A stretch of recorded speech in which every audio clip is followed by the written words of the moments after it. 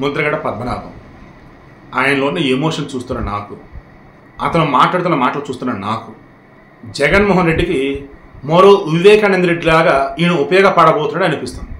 It's purely నా observation, నా analysis అంతే. ముద్రగడ పద్మనాభం గారికి ఏమీ కాకూడదు, ఆయన క్షేమం ఉండాలని మనస్ఫూర్తి కోరుకుంటూ ఉన్నా. ఆయన చుట్టుపక్కల ఉన్న వాళ్ళు ఎవరైతే ఉన్నారో ఆయన జాతక కంట కనిపెట్టుకుని ఉండని చెప్పేసి రిక్వెస్ట్ చేస్తూ ఉన్నా. ఇప్పుడు ఎందుకు ఇది అంతా చెప్తున్నాను? ముద్రగడ పద్మనాభం గతంలో చంద్రబాబు నాయుడు గవర్నమెంట్ ఉన్నప్పుడు ఆయన పోరాడింది దేనికోసం, ఎవరి కోసం? జగన్మోహన్ రెడ్డి గవర్నమెంట్ వచ్చిన తర్వాత ఆయన ఏ స్టాండ్ తీసుకున్నాడు, ఎందుకు తీసుకున్నాడు, మధ్యలో లెటర్లు ఏవో బయటకు రిలీజ్ చేస్తున్నాడు, ఎందుకు రిలీజ్ చేస్తున్నాడు, ఏంటి, ఇవన్నీ చూస్తూ ఉన్నా. ఆనాడు టీడీపీ గవర్నమెంట్ ఉన్నప్పుడు ఈ ముద్రగడ పద్మనాభం వెనక నుండి ఆడిచింది మొత్తం కూడా ఈ వైసీపీ వాళ్ళే అన్నది అర్థమైపోతా ఉంది. ఆల్రెడీ అందరికి అర్థమైపోతుంది, ఇంకా మళ్ళీ బయట ఉండేది ఎందుకని చెప్పేసి వైసీపీలోకి వెళ్ళిపోయాడు. వైసీపీలోకి వెళ్ళిన తర్వాత జగన్మోహన్ రెడ్డి చేసిన ఇదిగో మంచి ఇది అని చెప్పాలి. అది చెప్పకపోగా చంద్రబాబు నాయుడు చేసిన తప్పది అంటాడు, పవన్ కళ్యాణ్ ప్యాకేజ్ స్టార్ అంటాడు, పవన్ కళ్యాణ్కి అసలు ఎలా ఉండలేటో తెలియదు, ఎలా మాట్లాడేటో తెలియదు అంటాడు. ఏ కాడికి జనాల్ని డైవర్ట్ చేయాలి, కాపులని డైవర్ట్ చేయాలి, జగన్మోహన్ రెడ్డి పరిపాలనలో అభివృద్ధి జరగలేదు అన్న విషయం జనాల మైండ్ నుంచి తొలగించాలి. జగన్మోహన్ రెడ్డి వచ్చేసి టీడీపీ హయాంలో కాపులు జరిగిన మేలు ఏదైతుందో దాన్ని కూడా జరగని కూడా పక్కకు పెట్టాడు అన్న విషయం జనాల మైండ్ నుంచి తీసేయాలి. కాపు కార్పొరేషన్ నిధులను పక్కదారి పట్టించాడు, జనాల మైండ్ నుంచి తీసేయాలి. కాపుల ఓట్లు వచ్చేసి జనసేనకి టీడీపీకి పడకుండా చేయాలి, అది వైసీపీ పడేలా చేయాలి. కాపులు అంతా కూడా ఇప్పుడు ముద్రగడ పద్మనాభం చెప్పేది మాత్రమే వినాలి, వినాలి, వింటారు వింటారు అన్నట్టుగా ఒక హిప్నటిజం చేయాలి. ఏంటండి అసలు? చివరికి ఈరోజు ముద్రగడ పద్మనాభం కూతురు, ఆమె పేరు బార్లపూడి క్రాంతి భారత ఎవరు క్రాంతి, ఆమె చెప్పిన మాటలు గమనించిన నాకు ఊరి దేవుడా ముద్రగడ పద్మనాభం ఎంత ప్రమాదంలో ఉన్నాడా అనిపించింది నాకు. స్టార్టింగ్ వివేకానంద రెడ్డి అన్నాను, ఇదిగో ఇందుకే అన్న ముద్రగడ పద్మనాభం ఇంత ప్రమాదంలో ఉన్నాడా అనిపించింది నాకు. ఎందుకు? ముద్రగడ పద్మనాభంని ఈరోజు వైసీపీ వాళ్ళు జగన్మోహన్ రెడ్డి కేవలం పవన్ కళ్యాణ్ని తిట్టించడానికి మాత్రమే వాడుకుంటున్నారు. వన్స్ ఎన్నికలు అయిపోయిన తర్వాత ముద్రగడ పద్మనాభం తప్పిసి మా నాన్నగారిని పక్కన పెట్టేస్తారు. పవన్ కళ్యాణ్ని తిడతాం తప్ప మా నాన్న చేత ఏదన్నా వాళ్ళు మాట్లాడిస్తున్నారా? ఇదిగో జగన్మోహన్ రెడ్డి హయాంలో జరిగిన మేలు ఇది, అందుకు మీరు ఓటేయండి అని మా నాన్న చేత చెప్పిస్తున్నారు. లేదు, పవన్ కళ్యాణ్ని తిట్టాలి, పవన్ కళ్యాణ్ని తిట్టాలి. లేకపోతే వంగా గీతను గెలిపించుకోండి. పవన్ కళ్యాణ్ని ఓడించకపోతే నా పేరు పద్మనాభరెడ్డిగా మార్చుకుంటానని ఎందుకు అన్నాడు అసలు మా నాన్న? నాకు అర్థం కావట్లా. ఆయన కాపుల్లో పుట్టాడు, ముద్రగడ పద్మనాభం ఆయన పేరు, ఆయన వయసు వచ్చే 60 సంవత్సరాలు పైబడి ఉన్నాయి. పద్మనాభరెడ్డి అని మార్చుకునేది ఏంటి అసలు? అవసరం ఏమొచ్చింది అసలు? ఆయన ఏం మాట్లాడుతున్నాడు? నాకు చాలా షాకింగ్గా ఉంది అసలు. ఎందుకు అట్లా ఉన్నాడు నాకు తెలియటం లేదు అసలు. ఆయన నాకు వైసీపీ వాళ్ళు మా నాన్నని ఇంత దారుణంగా వాడుకుంటారేంటి అనిపిస్తూ ఉంది. ఈ వయసులో ఎందుకు ఆయనకు అంత ఇది అని చెప్పేసి ఆమంది. నేనైతే పవన్ కళ్యాణ్ సపోర్ట్ చేస్తా. రాష్ట్రానికి మేలు జరగాలంటే అది పవన్ కళ్యాణ్ చంద్రబాబు వల్లే జరిగిద్ది, కాపులకి మేలు జరగాలంటే అది పవన్ కళ్యాణ్ చంద్రబాబు వల్లే జరిగిద్ది. నేను ఎన్డీఏ కూటమికి సపోర్ట్ ఇస్తా. మా నాన్న వైసీపీ ట్రాప్లో ఉన్నాడు, వాళ్ళు మా నాన్న వైసీపీలో ఆడుకుంటూ ఉన్నారు అని ఓపెన్గా చెప్పింది. దాన్ని మళ్ళీ ముద్రగడ పద్మనాభం వచ్చాడు. ఇక్కడ ఆయన వాడిన పదం ఏదైతుందో అది నిజంగా నేను షాక్ అయ్యా. నేను జగన్కి సేవకుడిగా ఉంటా. జగన్కి సేవకుడిగా ఉండేదేంటి బాబు అసలు? ఒకనాడు కాపు జాతి మొత్తం కూడా ఈ ముద్రగడ పద్మనాభం వెనకున్నారు. ఏ రకంగా? ముందు నడిపించి పెద్ద ఆయన అంటూ. ఈరోజు కాపుల్లో చీలిక వచ్చిందంటే చీలిక రాలా, అంత ఐక్యంగానే ఉన్నారు. కానీ వైసీపీలో ఉన్నోళ్ళు కాపుల్లో చీలిక వచ్చిందంటారు, ముద్రగడ పద్మనాభం కాపుల్లో చీలిక వచ్చిందంటాడు. కానీ వాళ్ళంతా ఇప్పుడు ఐక్యంగానే ఉన్నారు. ఏ రకంగా?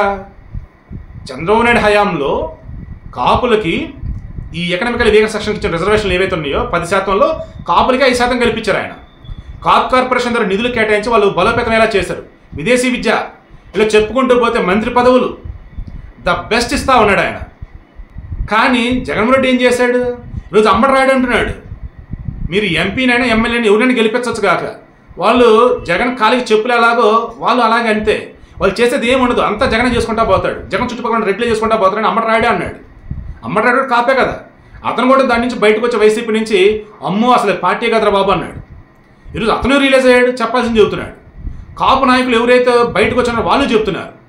బట్ అందులో ఉన్నోళ్ళు మాత్రం ఇక ఒక చక్రంలో ఇరుక్కునే ఉన్నట్టుగా ఫీల్ అవుతూ ఉన్నారో మరి ఏంటో తెలియదు కానీ అలా ఉండిపోతూ ఉన్నారు.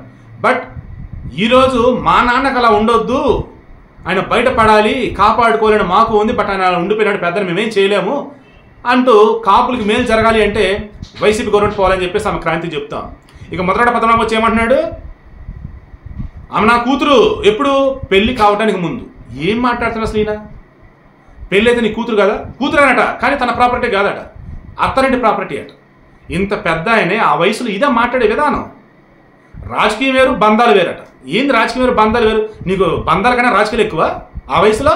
ఈ ముద్రగడ పద్మనాభం చూస్తే నిజంగా భయం వేస్తుంది, జాలేస్తుంది, బాధేస్తుంది. ఏంటంటే వాళ్ళ కూతురు చెప్పిన దాని ప్రకారం చూస్తే వీళ్ళ ముద్రగడ పద్మనాభని వైసీపీలో ఎంత హిప్నాటిజం చేశారంటే, పార్టీ గెలుపు కోసం ఈయన్ని ఏదైనా చేయొచ్చు, ఈయన ఏదైనా చేసుకున్నా చేయొచ్చు, రాజకీయాల్లో ప్రకంపనలు రేపే విధంగా, కాపులో చీలిక తెచ్చే విధంగా, రాష్ట్రం అంజలు రేకెత్తించే విధంగా ఈ ముద్రగడ పద్మనాభం చేత మనం ఏదైనా ప్లాన్ చేపించవచ్చు అన్న వేలో అక్కడ కనిపిస్తుంది నాకైతే.